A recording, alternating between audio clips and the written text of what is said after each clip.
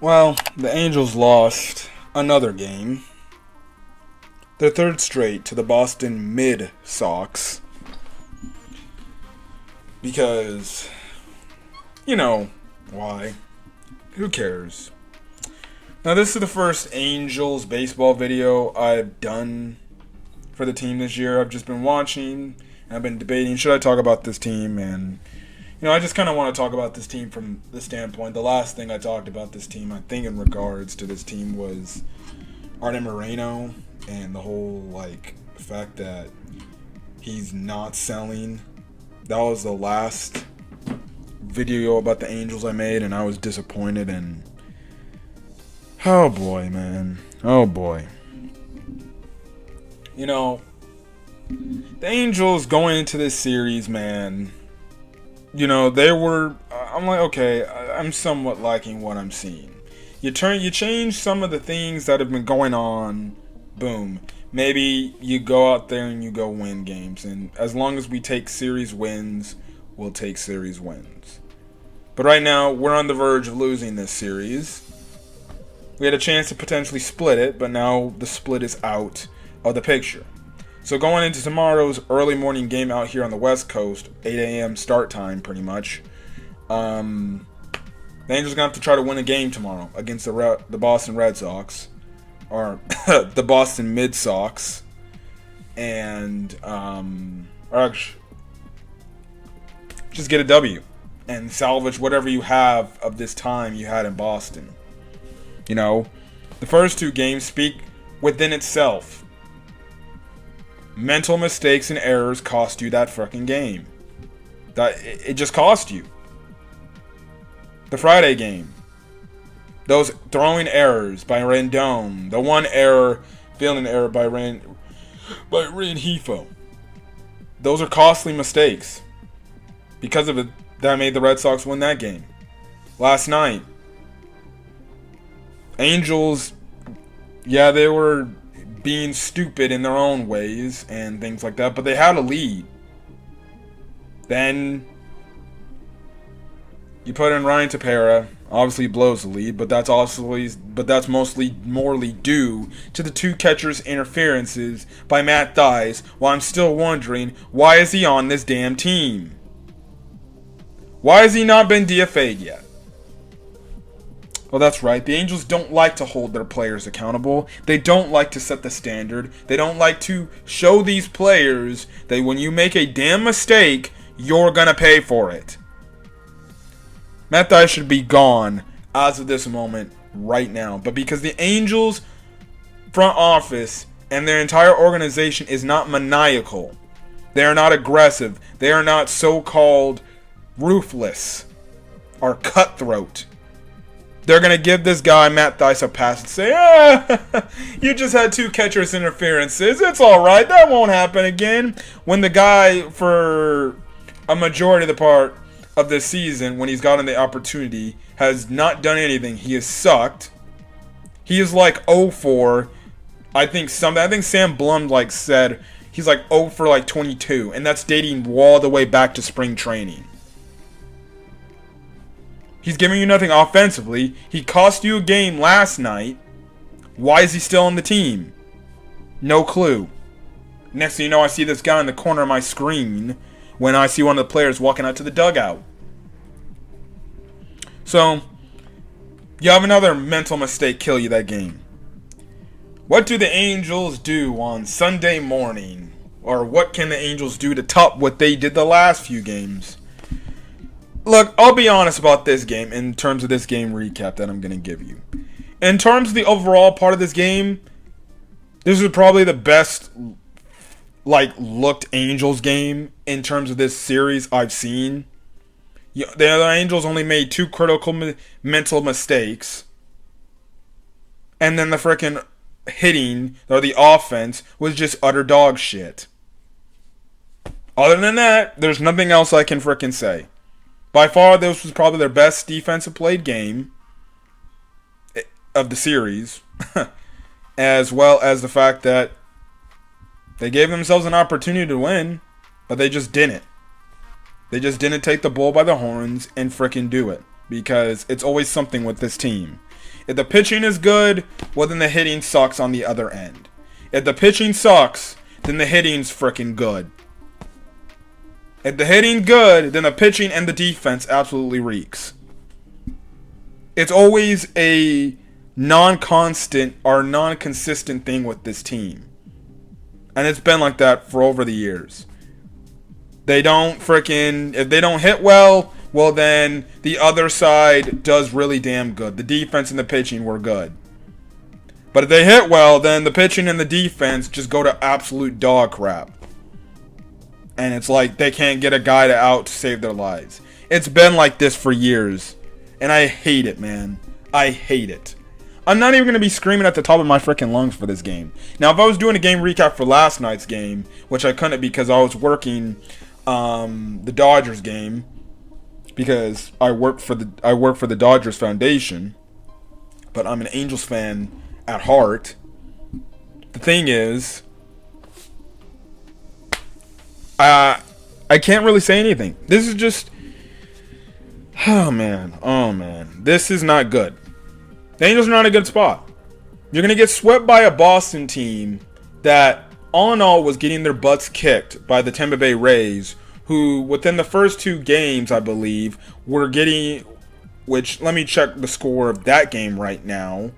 The Rays won, or the Rays are going to win. But the thing is, the Tampa Bay Rays in the first 2 games against the Toronto series were getting their butts handled.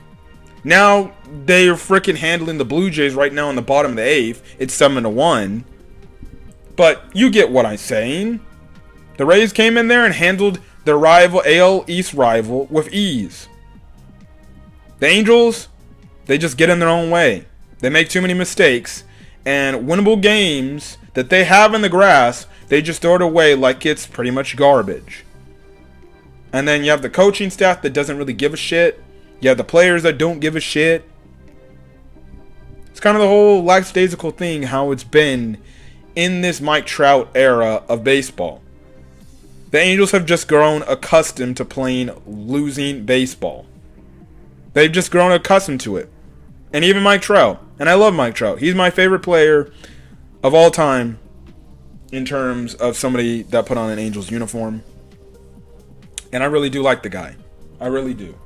But the guy, he just exudes the mantra of his era of just not giving a shit.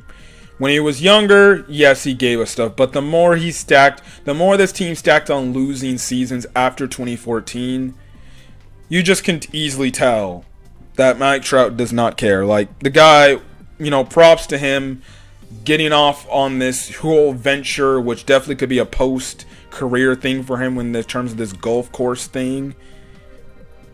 Props to doing that. You always want to set something up for yourself post-career, and I think he did a good thing, and I think that's going to be a good thing for him post-baseball career.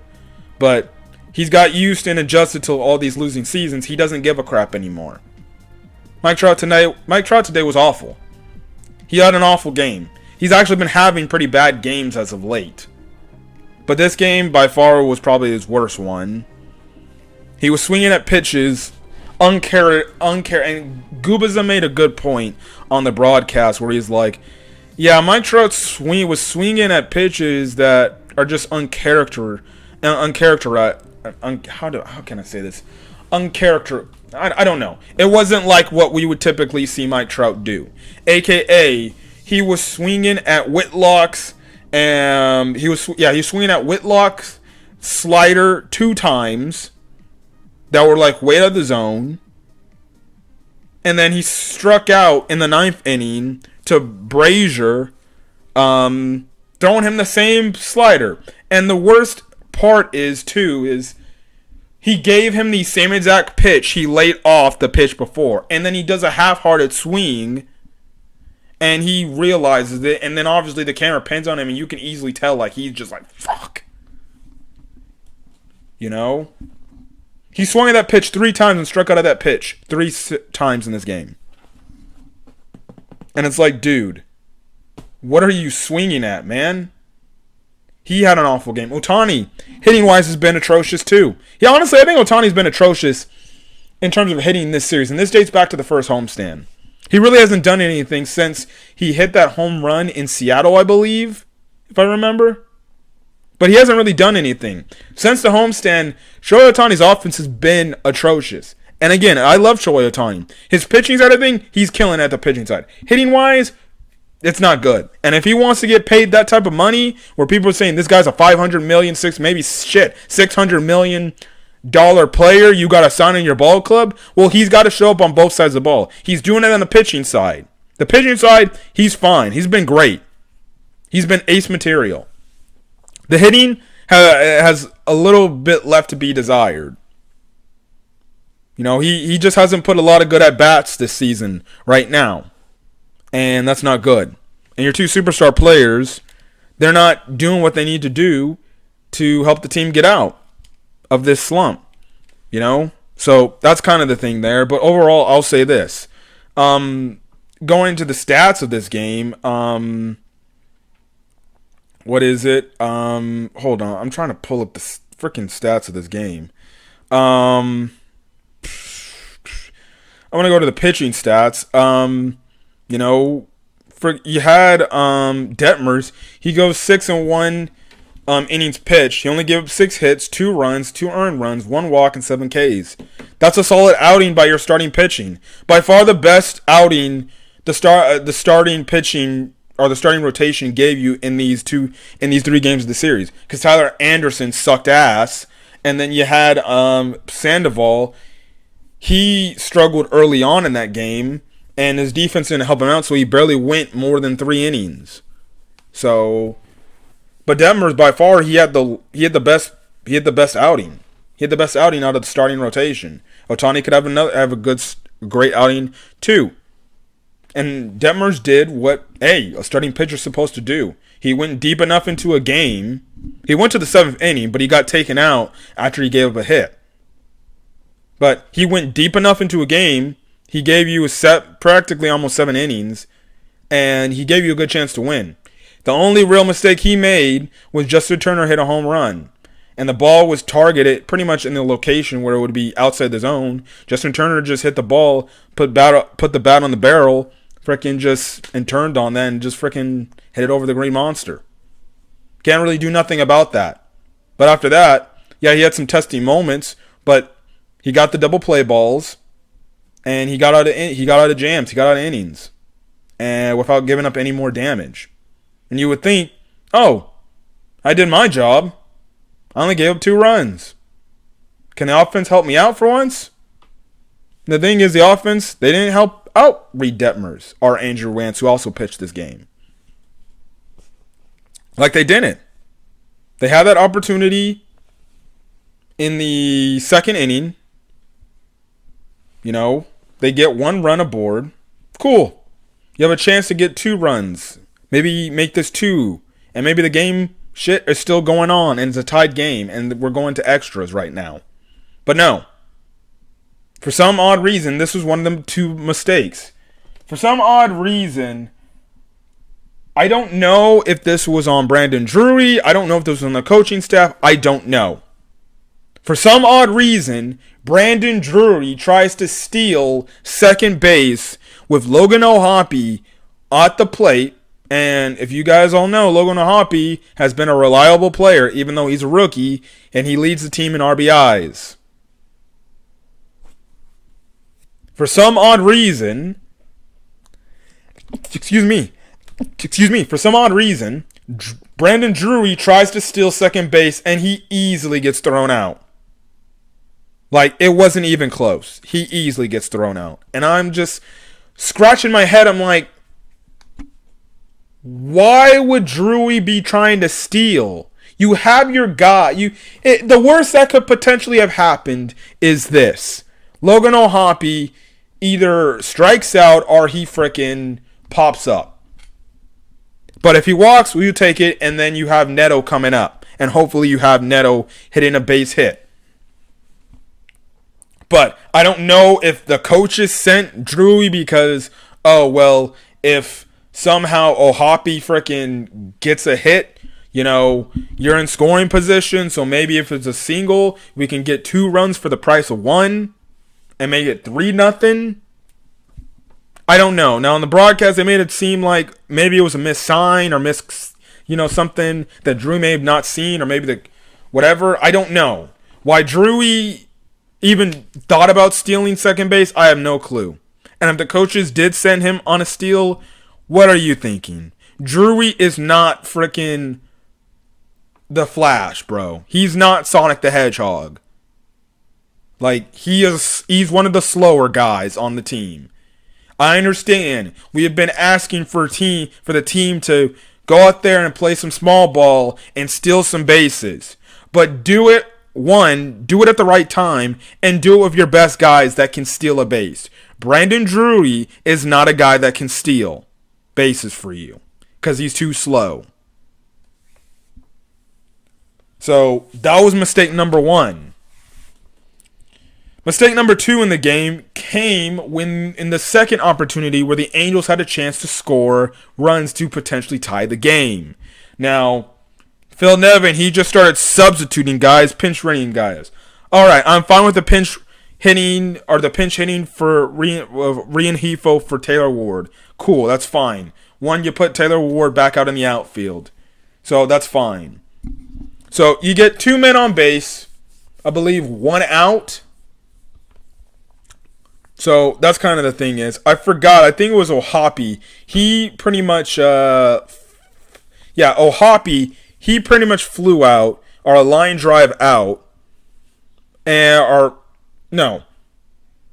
getting that right. I think after we pick up the first out, we get the first out. The Red Sox get the first out, right? And then Nevin, for some odd reason, takes out Urshela for Brett Phillips. A pinch runner situation. Now, why he would do that at that point in the game, I have no clue. Because it's like, well, dude, if you tie the freaking game, now you put Brett Phillips out there, but you're going to probably substitute Brett Phillips for Jake Lamb. What the hell are we doing? Why would you do that? I think Urshela's has a decent speed, and I think he'll be able to get all the way from second base to home if a base hit happens. So I don't know why he made that substitution. Whatever. So Lohabi comes up to bat. He does a line drive out to center field to Kiki Hernandez, and then Neto is up to hit.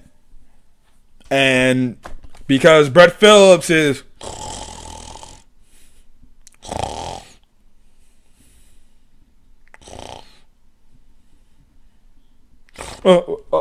oh, I'm out. Oh, shit. He gets thrown out because he gets caught falling asleep. Another mental mistake. Why? Why are you having a big lead at second base? The Red Sox did their homework and they saw just before they came to Boston, the Rangers came to Boston, they saw Brett Phillips had himself a good game against Washington and practically stole second base and then also stole third base. I think any team after seeing that performance was like, okay, he gets to second base on a steal, fine. Don't let this guy get to third base on a steal. And I think that's what Nevin was trying to fucking do. He was trying to hope in his hardest of hearts that Brett Phillips could get away with maybe trying to steal third base again. Now, I don't understand. You're with runners in scoring position. Shit, when Logan O'Hoppe did the flyout, why didn't Brett Phillips just not tag up to third base? He should be fast enough to outrun a Kiki Hernandez throw from center field. And now, I know it wasn't that deep, but still, I'm like, if you're that desperate for scoring runs, just frickin' tag up. But that was your mental mistake, and after that, I was like, game's over. Game's over. That was your opportunity. You had the Boston Red Sox reliever on the frickin' ropes right then and there. You had him on the ropes. And then only within a few outs, this guy gets the confidence and he gets out of the inning. And he gets out of the inning off a pickoff. Another mental mistake the Angels frickin' have made this series, and all the other mental mistakes they have made all series long. And so far, what we're seeing in this frickin' Red Sox series of these mistakes, it's all been consistent. which is not good for a 62-game season, because if you keep making the same mental mistakes, you'll continue to do it again and again and again and again and again. And it's going to always kill you and kick you in the ass when you keep making these stupid mistakes. The 2 throwing errors on Friday night, the fielding error, the catcher's interferences, and now today is a freaking get picked off, and then a steal that maybe should have never happened. More mental mistakes by the Angels that they continue to make, and they continue to make them a losing ball club.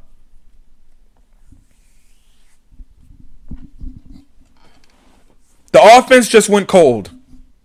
This team should score more than 2 runs. The Friday game, they scored 3. Last night, they scored 7. Tonight, they only score 1. You're not going to win baseball games winning by 1 run. You're not. It does, like we said, unless you're starting pitching throws a shutout alongside your bullpen, you ain't going to do anything. You're going to give up a run or 2. Detmers gave up a 2-run shot. All right, fine. After that, he settled in. He didn't give him no more damage. It looked like he was going to have, again, another shaky 6th inning. But guess what? He got the double play and then a pop out for an out. And then guess what? He gives up no more runs. His day is good. But the Angels offense didn't help him out whatsoever. Didn't help him out. And let's be honest, in some cases, the Angels offense hasn't helped out some of their dominant pitching performances. The Oakland opening day game, Ohtani gives you a dominant pitching. They only get 1 run. 1 run. They don't help him out whatsoever. And again, it was this whole thing with the Angels this season. And again, my only little critique of Detmers is like they get 1 run, they take the lead first, and then they only give a run back an inning or 2 later, and they let Boston take the lead. That's been another consistent thing this entire series. I understand Boston is their house of horrors, of places to play, with all the, freaking flashbacks of freaking just losses they've had other than that one time they actually got out of there in the playoffs. But, my God, it's just bad, man. It's just bad. There's no real leadership I'm seeing. You'd think Mike Trout or Ohtani would be the leaders of the team, but clearly they're not. They showed a camera of them as they're just kind of talking. They're like, yeah, everybody just looks kind of content, and they're just like, where have I seen that before? The last few years since 2014. They don't care. They don't care. The manager doesn't care because he sucks at his job. The players don't care because they suck at their jobs. The organization as a whole, they don't care because they suck at their job. Also, too, they don't care because the owner doesn't care. This is the guy that reneged on a sale.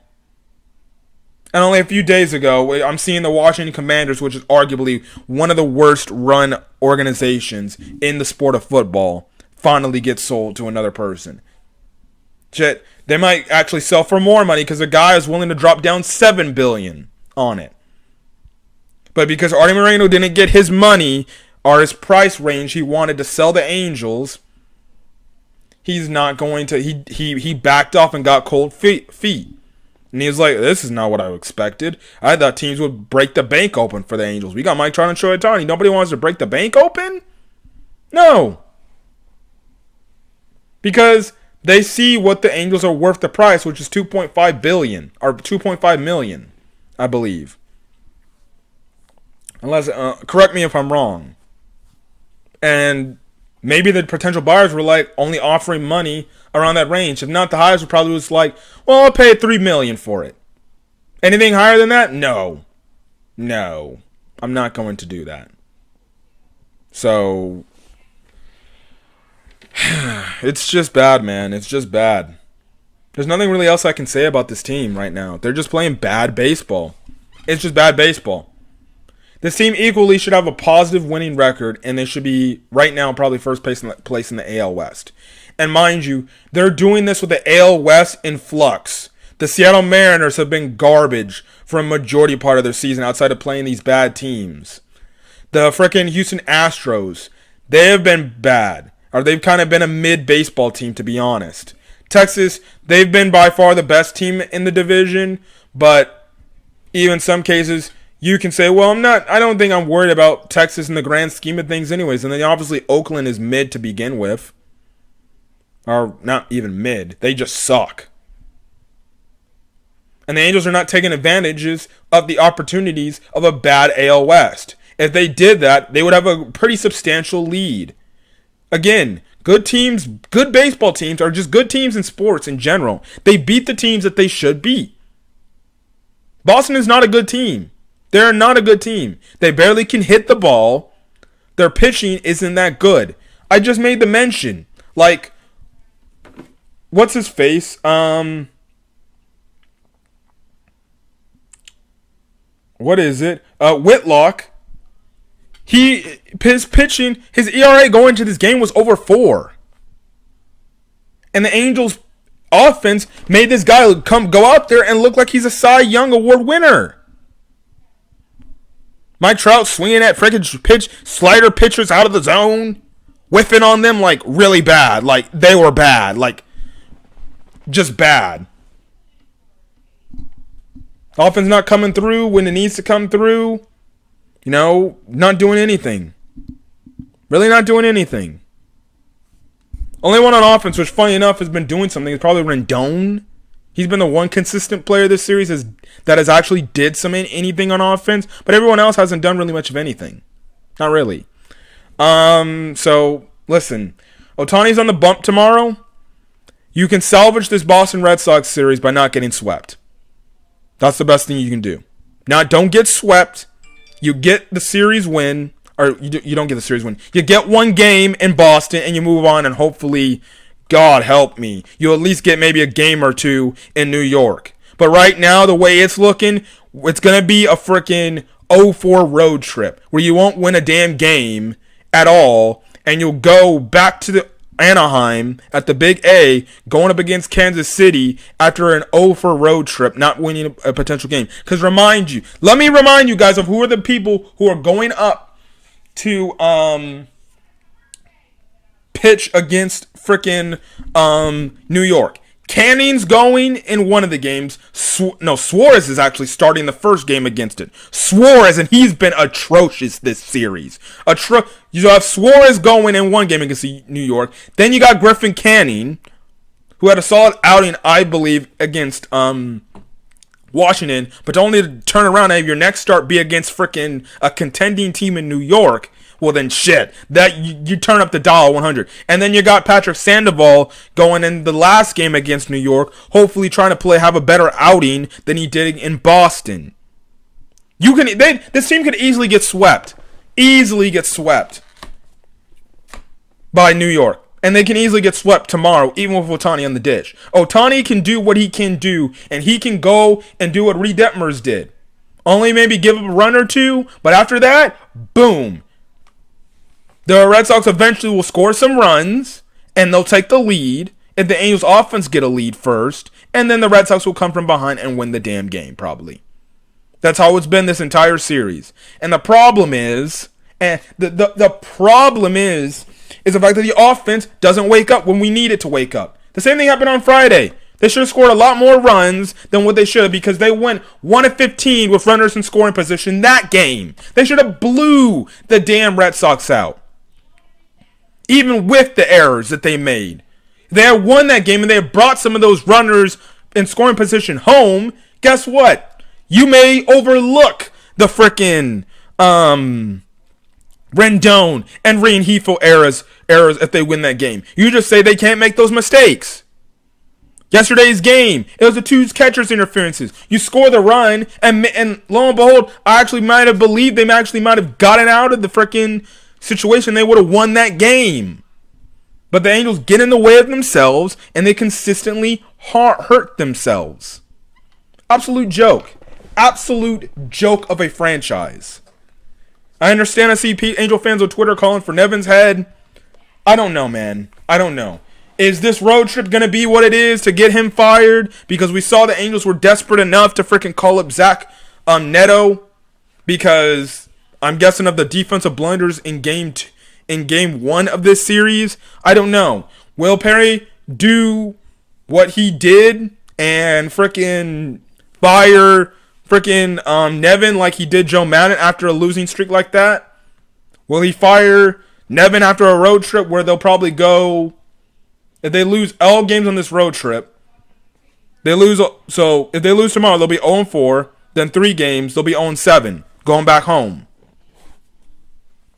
Will Perry just fire him? It showed desperation right then and there? I have no clue. I don't think Nevin's done a good job. I think in some moments he's done alright, but he hasn't been good. And then he doesn't seem like a guy that's willing to fire up the troops, willing to call players out and be account and tell them and hold them accountable. Kind of a chillax team. Lackadaisical, relaxed team that just doesn't care. And it sucks, man. It really sucks. Because it makes me just want to say, blow this team up. Trade Ohtani, trade Trout. Trade the veteran players on this team. Call up the youngsters. And I would envision a younger Angels team with a bunch of prospects on the team, given a lot more of a care because they want to prove themselves that they can do this at the MLB level. I'd rather do that. I'd rather go that approach. The only problem is Artie Moreno won't do that approach because he knows that if he goes that approach, they'll lose money. Because nobody's going to be showing up at Angel Stadium to watch a garbage baseball team. Well, I don't know. Maybe people will. But shit, it'd be just as... Angel Stadium would probably be just as empty as the fucking Coliseum because we know we would have a garbage team. And that's kind of my thing. I'd rather be sold knowing that I have a garbage baseball team than potentially having hope that, all right, you make these solid signings and guess what? They're not coming through. Simple as that. The hitting isn't good. Hitting hasn't honestly been good at all this season. That's on Marcus Thames. He's the hitting coach. And so far, it's looking like this guy's worse than Jeremy Reed. I don't see these guys. I don't see coaches whenever they have a chance of looking on the into their dugout. I don't see any coaches talking to players and saying, "Hey, maybe you can do this." For example, and as I end off this video, like Neto, most of this series, he's been pulling the ball and grounding out right to Devers, and I'm just like, I don't know, man. Maybe try hitting the ball up. Maybe trying to hit it higher to get a line out single or something, or put it into between the gaps, or maybe try hitting opposite field. Maybe that might work. Now, the last at bat in the game, he flied out. So maybe that's a start to him obviously getting a little bit better understanding at hitting at the major league level. It's going to take time. I'm not going to judge Neto. He'll get his first hit eventually. I just hope, and I'll say this about Neto. Looks like he's got a good indication of a hitter, as a hitter in terms of the strike zone. And obviously sometimes the umpires have not did him no favors on the last 2 games. He has a clear-cut idea what the strike zone is. He's a pretty smart, patient hitter too. I just feel like he's just got to put some balls into play, whether that's hitting opposite field, not pulling as much, just swinging, just putting the ball in play, personally, instead of just pulling the ball, trying to hit it hard, or especially hit it on the ground. I think it's fine. But we'll see with Neto. Hopefully he gets a hit coming soon. That's kind of my thing. But other than that, there's nothing else I can say about the Angels, man. We just suck, man. We just suck.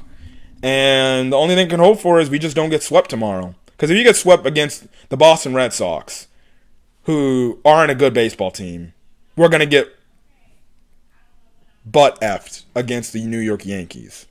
I can see it now. And we predominantly don't do good in either Yankee Stadium or Fenway Park for any obscene reason. I don't know why. It's just House of Horrors. Whenever it's always a Red Sox Yankees road trip, we just can't win a game. So I don't know, man. But The only thing I can say is we'll see where the Angels go from here, but they got to play better baseball, hands down. They got to be better on all phases of the game, which it just goes to show me that this team has no margin for error. It has no margin for error. They cannot make a simple mistake, and they have to execute at every single level and every single position. They have an opportunity to score, they have to score. They have an opportunity to get out of an inning, they have to get out of an inning. And that's got to be with no mistakes. No mistakes. This team's margin, and see, that's the thing about a bad baseball team. When you're at this point where you have no margin for error, you cannot make one simple mistake, well, then it's only going to make it even harder to win. Now, I don't know if it's the pressure of this year, understanding that we got to do whatever we can to win so we can keep probably one of our best players on this team going to next year, is getting to them. I don't know.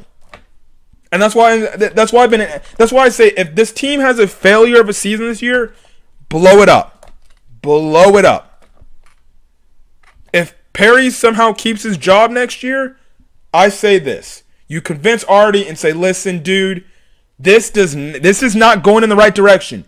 You've had Mike Trout for like years, dude. You've had him since 2012-ish. You've had him that long. He's only got one playoff resume to show. We're doing him an extreme disservice to be here on this team.